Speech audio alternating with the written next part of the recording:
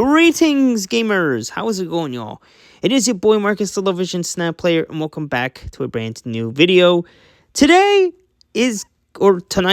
I guess, tonight is kind of a special occasion because on this month of March, back in 2025, was the very first month that I decided to buy the season pass. And, let's just say...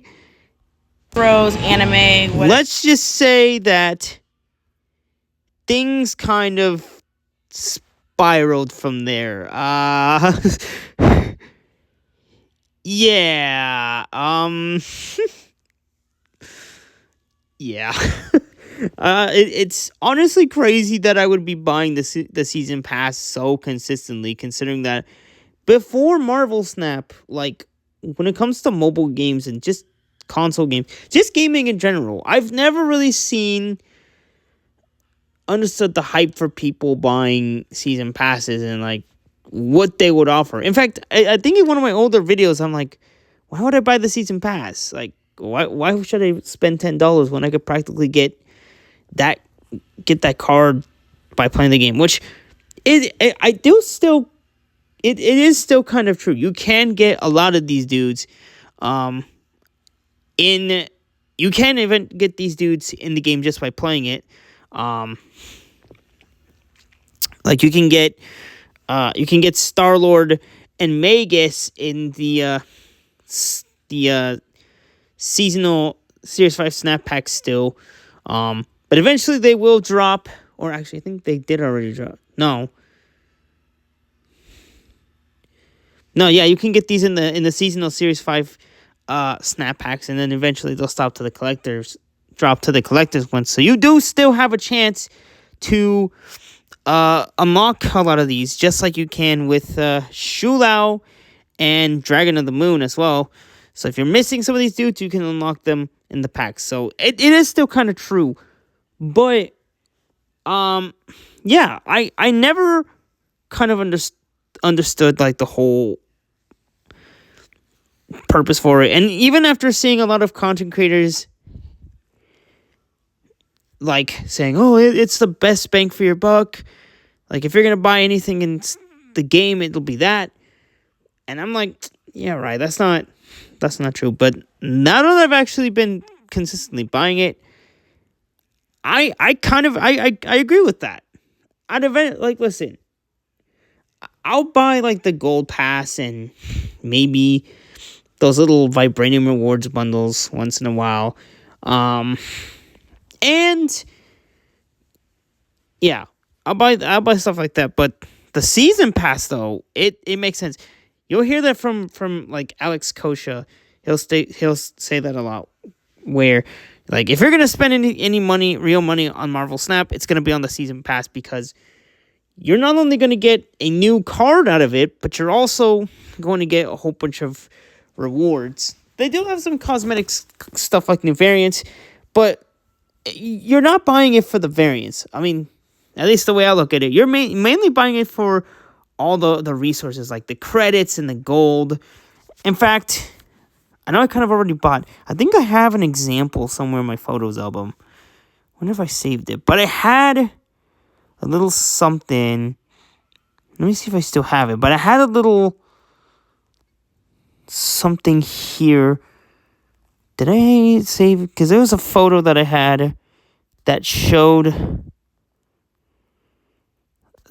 There was like a little photo that I took for the season pass. I don't know if I had it though. Did I have it? I don't remember. Sorry about this, guys, but I just gotta see real quick. But I know sometime in the past I did do. I think I might have deleted it. Here it is. This was from November last year. But essentially, you can see this is all the stuff that you can get via the passes. If you're ever wondering what they all include, the free pass is just going to give you 300 gold, 2,300 credits, which, hey, that's still pretty decent. And then some boosters, one exclusive card back, a title, and a mystery variant. But when you buy the premium pass, you're getting all the free stuff. Series 5 card, the exclusive variants, a border, 4 mystery variants. So you're getting a lot more. Some exclusive avatars, some titles. But like I said, all of this stuff is cool, but that's not really the reason why you would want to get this. Because look at the amount of gold that you can get. With the base pass, with the premium pass, you get 1,200 gold, which is a big step up. And then look at the credits that you get. You get 2,600 credits, which, I mean, it's only like, I mean, yeah, it's like 300 credits more, which that's still a pretty good amount of credits if you think about it. And then, of course, it has like 315 boosters. Then there's a super premium pass tier, which it costs a little bit more. It's $10 more, which it is a bit pricey. I will admit that, but considering what you are getting, it's worth the purchase. So not only are you getting all the free rewards and premium rewards, but you're getting 10 instant season pass levels and 1 exclusive variant and the base card if you don't have it. So for that season, you got the variant for Man Spider. But if you didn't have Man Spider, you would also get him as well. So you're essentially getting 2 cards. But in some cases, depending on what the variants are in the season pass, you could end up walking away with more than that. So if we go into the season pass here, and actually the thing is, I bought the premium. Yes, I did end up buying the full super premium pass again. And I've done that the last couple months. Which, when it comes to last season, yeah, Magus was just a complete dud. They made him a 2-cost card, but I don't know, man. He still just feels out of place. But while Marvel Snap loads, I do want to say, guys, I just want to say thanks to 2,000 of y'all for checking out my YouTube short, that crazy Man Spider play. Like, I never expected it to get as much views as it did, but thank you. But anyways, back to the thing at hand. I can't really open it here because I already got the thing. But essentially, you will get like Magneto. If you don't have Magneto yet, you'll be able to unlock him alongside, I think there's one more variant, Rogue. If you're missing Magneto and Rogue, you will get those 2 cards. So essentially, when you buy the full Super Premium Pass cards, you're almost getting like 4 cards, which is kind of insane when you think about it. But anyways, let's get started with the... Close Instagram. We don't need that right now. Let's get started with the rankings. And we'll start with the OG, triple OG. The Season Pass card that started it all. For me, at least. Mr. Agamotto. This dude was the very first ever Season Pass card that I got. He's a 5'10". And this dude, out of all the Season Pass cards, I haven't seen this dude get changed in, like, at all, really. Or maybe he did, but I just don't remember. But basically what this dude does is he'll add 4 different, they're called Arcana, 4 different skill cards that vary in costs.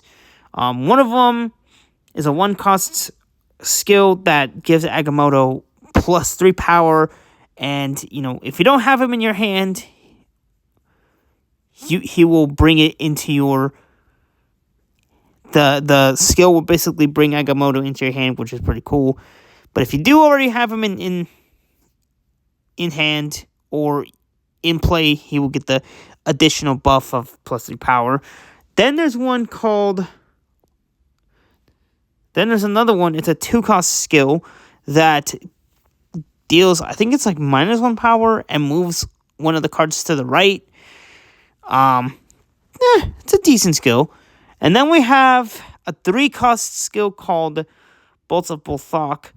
It's a weird name, but basically that one gives you +4 energy, which is kind of insane.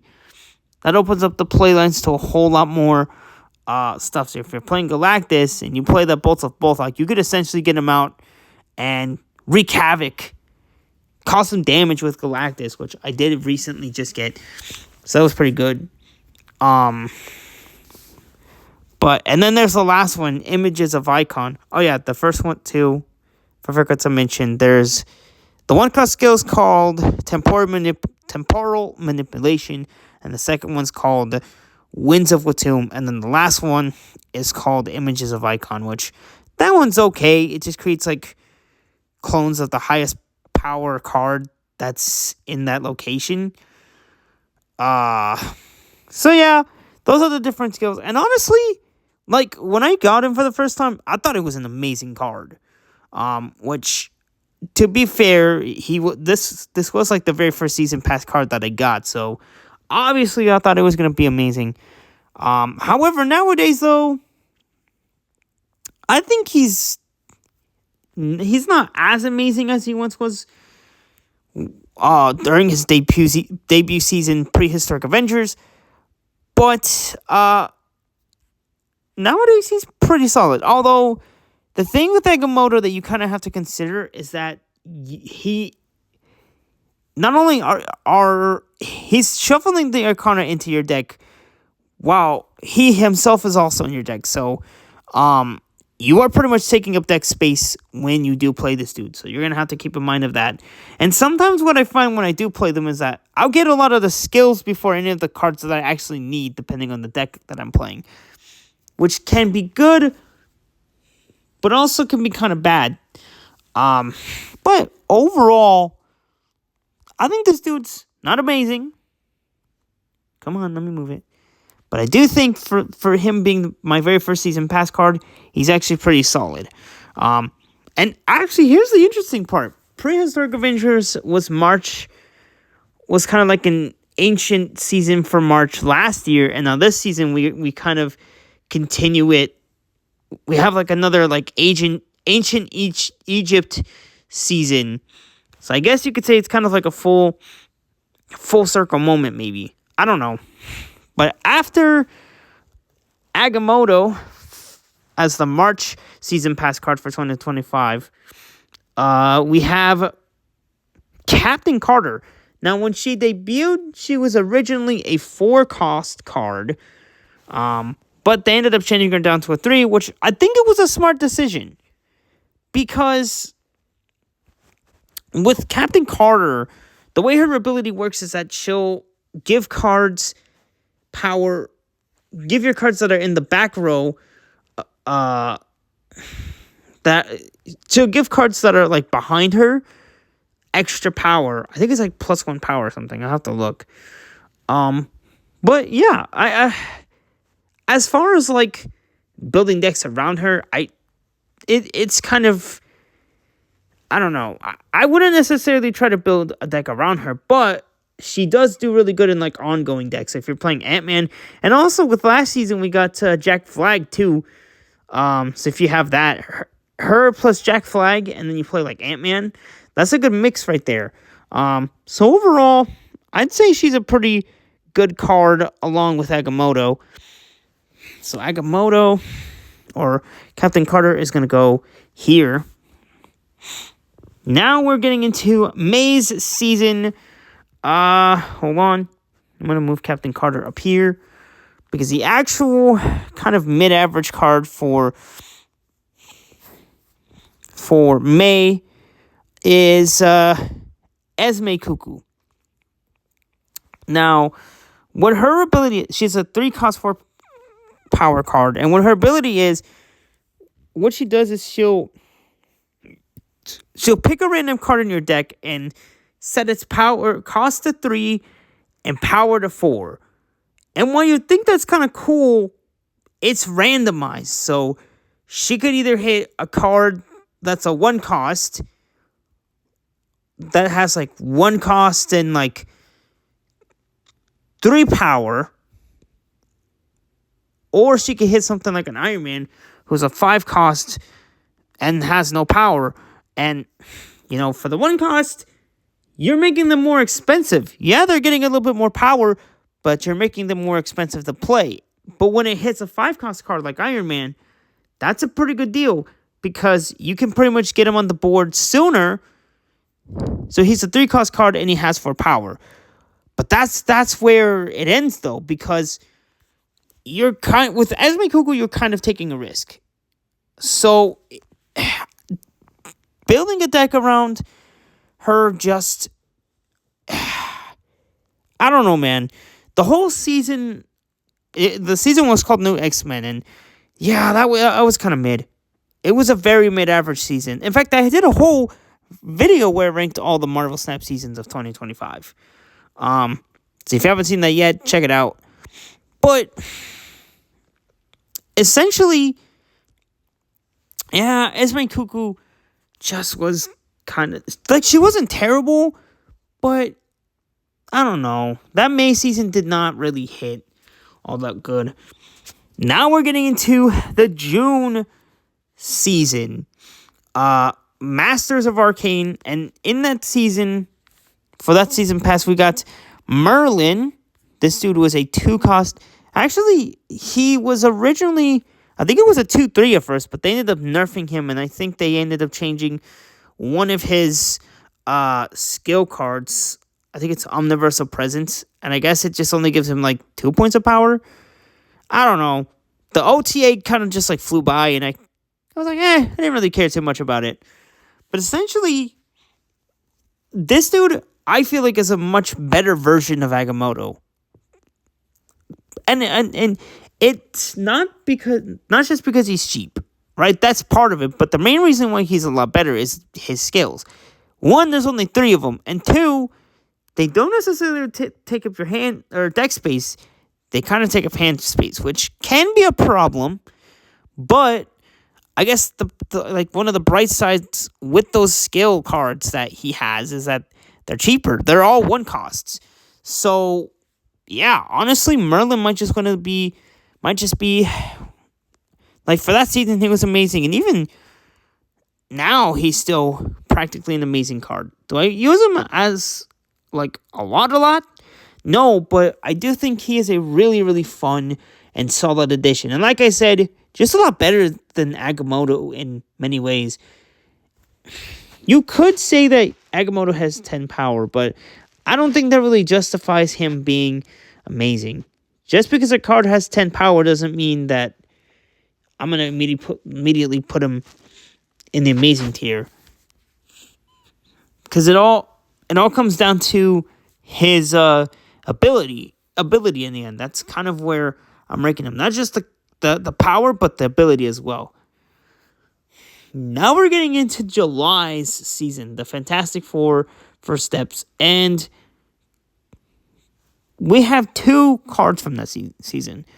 One of them was just your regular season pass card, but the other was a first in the history of Marvel Snap. And that was, we got a card in the Super Premium Pass for the first time. Now, when they introduced this, I was kind of excited at first because I was like, oh, finally, it actually makes sense now.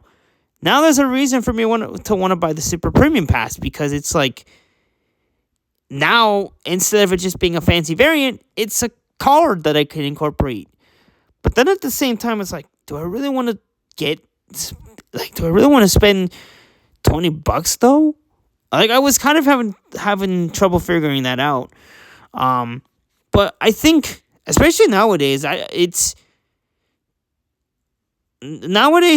not as hard anymore. But when they first introduced that, it was kind of especially considering that, like, during that time, it was exclusive to the Super Premium Pass. Because nowadays, a lot of these Super Premium Pass cards, you can now just pull them from packs, which actually started in the September season of Visions of the Future, and we'll rank the cards for that. But yeah, that particular season, the Fantastic Four First Steps, and also Heralds of Galactus, those 2 seasons kind of had the standalone exclusive Super Premium Pass cards. And that was a kind of an interesting start. But we're going to get Mr. Fantastic, who was kind of the base pass card. And when he started, hold on. Well, I'll move him. Maybe. When he started out, when he came out, he was actually a 2-cost card. So he was actually pretty cheap. But since he became really popular at the time, since he was like the big part of the meta during that season, Second Dinner had to change him to a 3. And as soon as they changed him to a 3, kind of just threw him to the side. Kind of just forgot about him.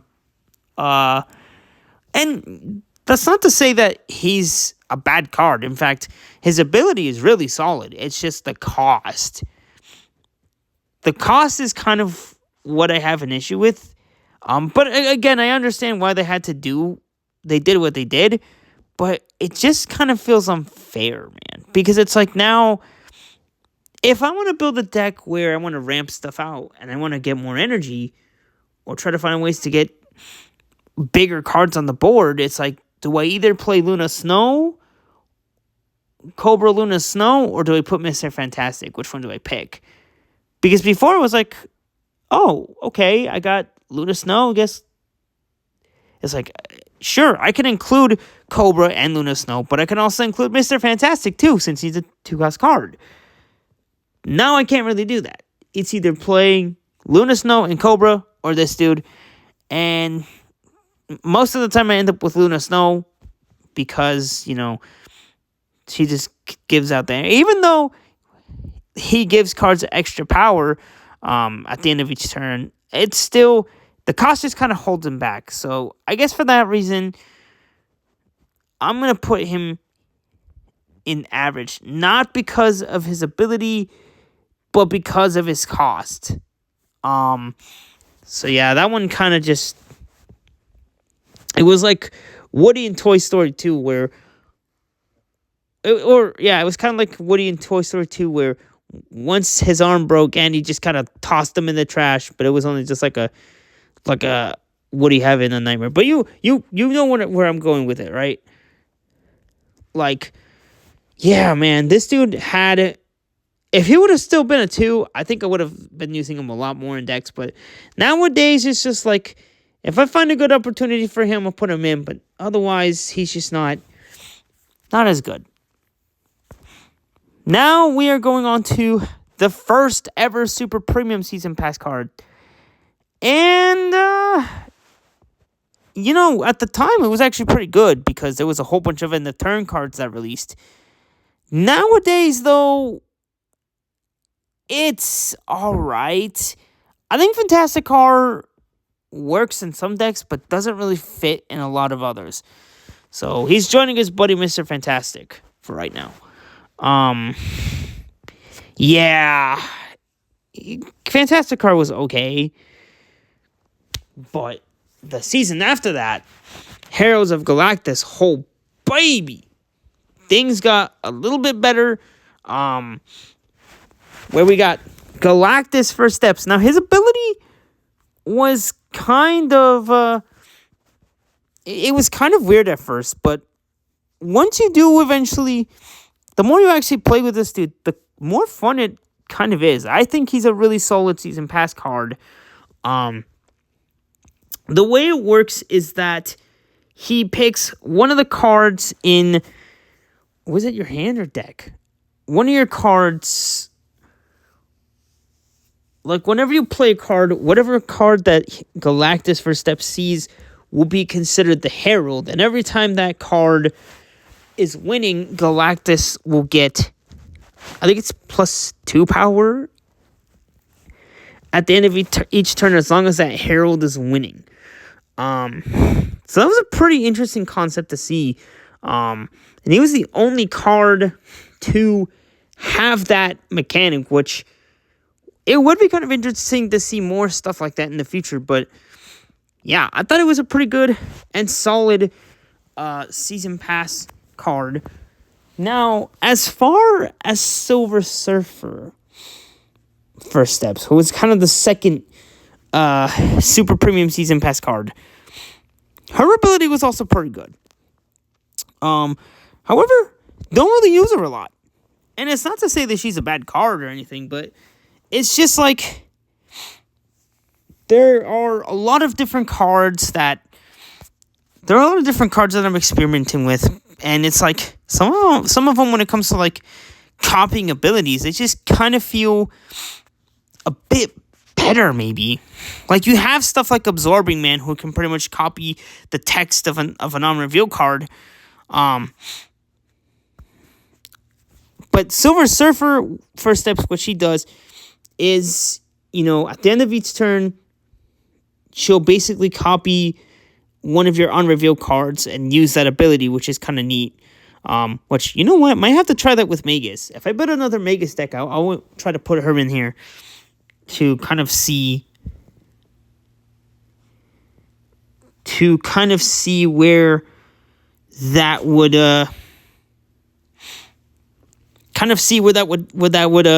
fall into. But yeah, I think that she was a pretty decent card. Pretty decent card for what it was. So far, not a lot of amazing stuff yet, but I promise you, there will be some really good, and I mean really good cards, especially in November season. And even December, too. December had some hitters, dog. I'm talking some real good heavy hitters. But after that, we're going into September season, Visions of the Future. And this was the first time where they incorporated, where they are like, you know what? We knew how shady of a decision it was to make the Super Premium Pass card exclusive to that. So we're going to give players the option to add it, to get it through Snap Packs, which I think it was probably one of the best decisions they could have done, because it's like players who don't really want to spend that extra cash on the Super Premium Pass, they have that option to just pull it through packs, which again is really, really solid. But as far as Viv Vision goes, I don't think she's.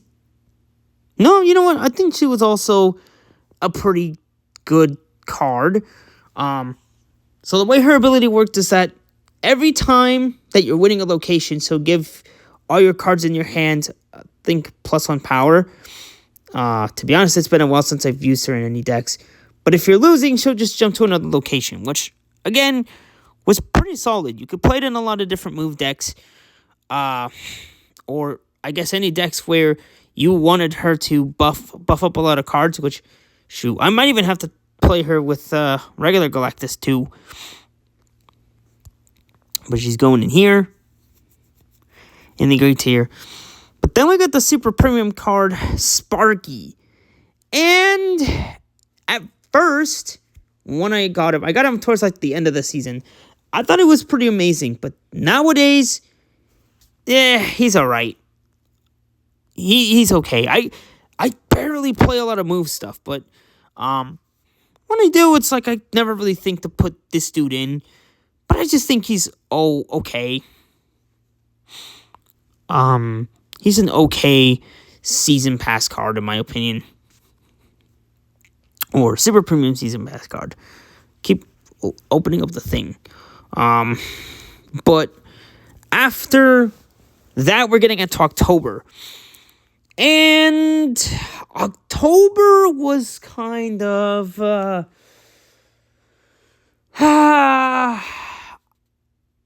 October did introduce a new mechanic, which was called Horde. But yeah, from what I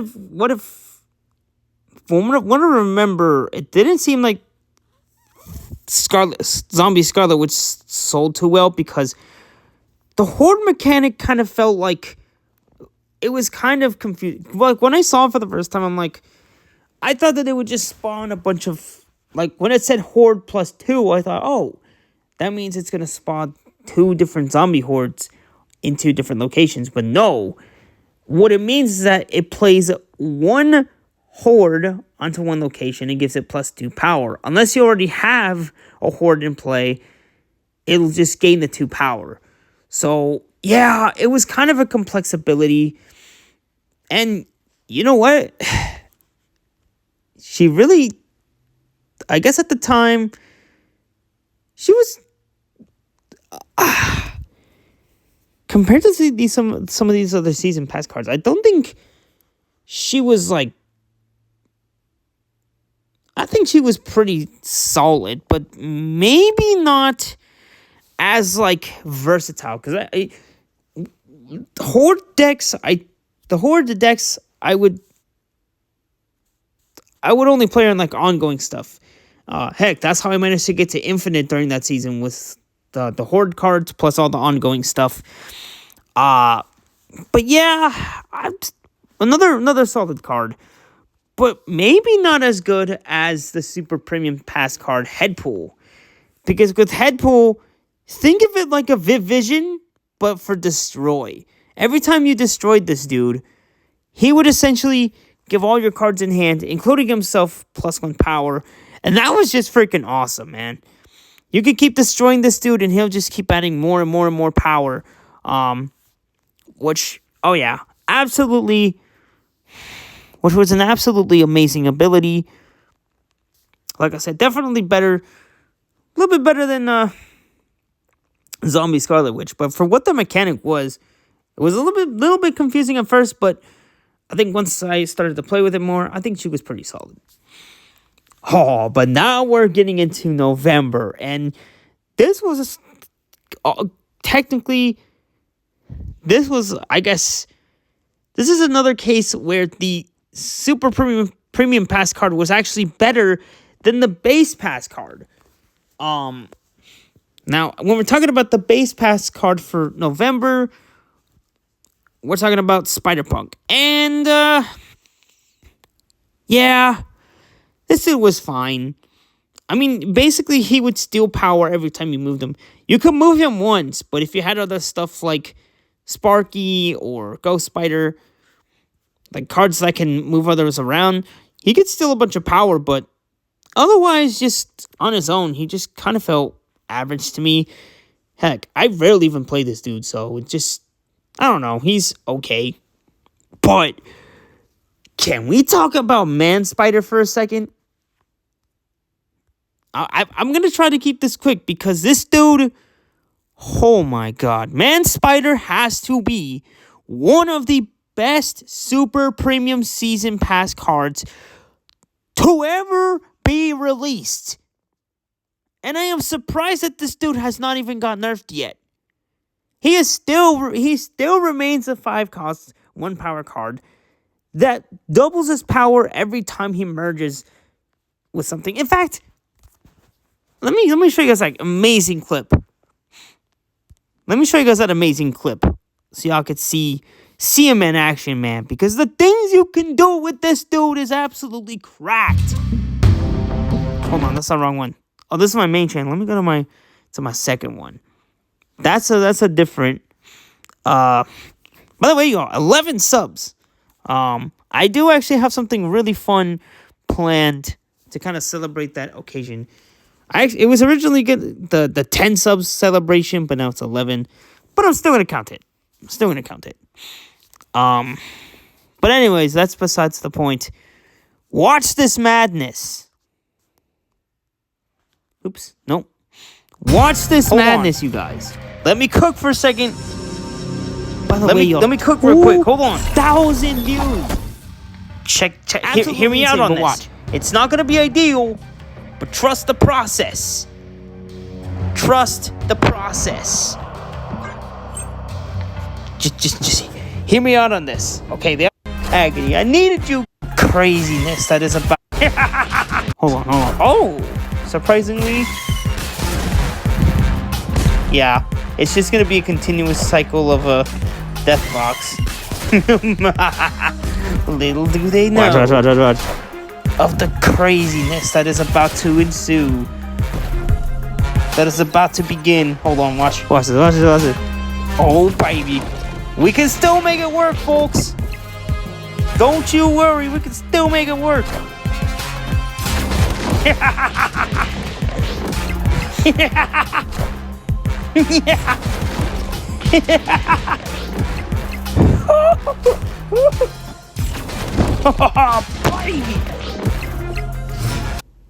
How about that? And that's not all, because I paired him with the Absorbing Man, and this dude got even more broken. But when you pair Man Spider with Bar Sinister, it's scary. This dude is an absolute beast. And like I said, he is by far one of the best super premium season pass cards to ever grace my Marvel Snap collection. Like, this is insane. I'm surprised this dude hasn't even got nerfed yet. Like, dang, man. Double the power every time you merge something with it. Freaking crazy. Then we got December season Weapon X. And this one had a couple of bangers as well. We have Weapon X, which was a pretty solid card. Every time you destroyed stuff, this dude gained, I think it was like, kind of forgot his ability. But I think it's like he got the value, the more cards you destroyed, the higher the value goes. Hold on. I got Marvel Snap open real quick. Let me look up Weapon X. Because his ability is a bit complex. To destroy. Variance off. Nope, that's Cobra. Weapon X, here we go. So, when one of your cards is destroyed, +1 power, after every third time, improve this effect by 1.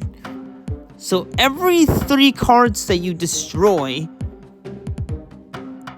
the effect grows by 1 power, which is pretty freaking solid. But, wait until you see this skill card, Adamantium Infusion. Absolutely. Again, this is, well, they were both pretty solid, but Adamantium Infusion was also absolutely insane.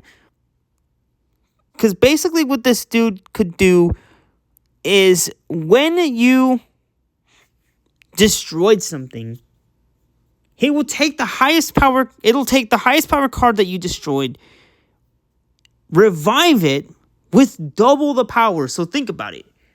If you pair this with Man Spider, you destroy that Man Spider with a Carnage and you revive it with as a matter of fact, I think I have an image where I've done something like that. But you destroy, once you've used up your Man Spider and stuff, you destroy it, but then you bring it back with Adamantium Infusion with double the power. So, or even if you destroy a Black Panther, he starts off as a 10 power card, but then when you destroy it and bring it back with Infusion, he is now a 20 power card, which is pretty ridiculous. And depending on what other cards you have in field, this dude could get even more. You can take that card to a whole nother level. So, absolutely amazing. So far, not a lot of terrible. Oh, wait. There might be one coming shortly. And it might be one of the only terrible cards this season. So, yeah, that's Weapon X. That was the December season. Now we're getting into January. And, oh, baby. This dude was pure, utter craziness. It's Shu Lao the Undying. This dude was a 5, I think it was a 5'8", but they nerfed him because he was just too strong. But the way this dude worked is that when you played at 2 or more cards, this dude would gain plus 3 power, right? So 3, 6, 9, 12, 15. Like when you play him in a Thanos deck, every time you play the stones, the value will go up. So 3 power, 6 power, 9 power. And then when you play him, he'll give one of your other cards you played last turn that power. So, let's say you played a Scarlet Spider. If you had a Scarlet Spider in the deck, or a Cold Obsidian, we'll go with that. If you had a Cold Obsidian and you played it in with one of the stones, you can essentially give it an additional 12 power if you were able to, and make it even stronger, which was absolutely broken. And, absolutely crazy. However, then there was Dragon of the Moon. And I wouldn't say that he was terrible, but his ability was kind of bad. They did eventually, I think they, what was he originally? Was he like a 3-3? I forget what his original power was already, but I know they buffed him. Because the way his ability worked is that he would take away power from even costed cards from your hand and your opponents, but it was worded differently. But yeah, it was not the best. It was kind of average. I did find a decent deck for him, but even then, it's just like he doesn't quite hit the mark yet, so kind of average. Now we're getting into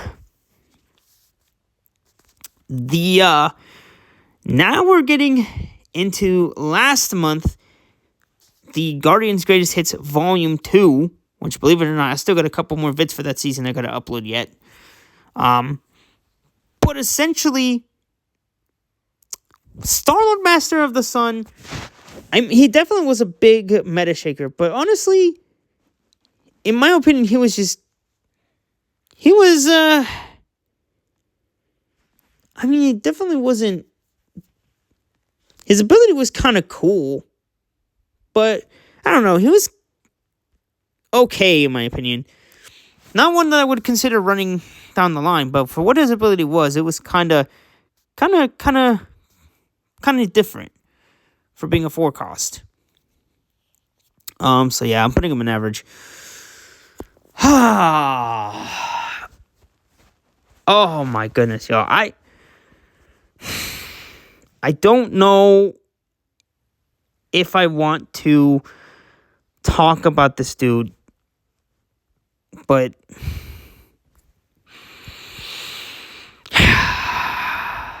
Magus was terrible. He is the worst Super Premium Pass card ever. And let me explain. Now, they did make him a 2-cost card, which is cool, but that still doesn't change the fact that his ability is so janky. Basically, the way he's an activate card, but the way it works is that it's like if, oh my god, it's such a mess. But let's say you play him on turn 2 and it's turn 3. You activate his ability, like, depending on the total amount of unspent energy, I'm not even gonna, it's just bad. It's like, let's say on turn 4, you activate this dude, but you don't spend 4 energy, and you had like a Wong in your deck, he'll copy Wong's ability. But that's the thing, it only works on either end of turn and ongoing abilities. Doesn't work with activate, and you can copy on reveal cards, but he won't use that on reveal ability. So yeah, it's absolutely complete garbage. I'm sorry, it's just not great. And here's the only card out of all these cards that I've experienced that is actually terrible. But now we're here into this month, Origins of Apocalypse, and I've got a chance to play with both of these cards a little bit. And as far as Ensabanur goes, with the new objective mechanic, I don't think it is amazing, but I do think it's pretty solid. I do need to experiment more with it. I feel like maybe he might be good with like a Shu Lao deck with Thanos and stuff. Like I said, I still need to do more, but I think this dude is absolutely he's kind of a solid season pass card. Although when I watched Alex Kosha's review, he kind of thought otherwise, which was not really a good sign. Okay, we gotta make this a tad bigger so that it at least fits the screen.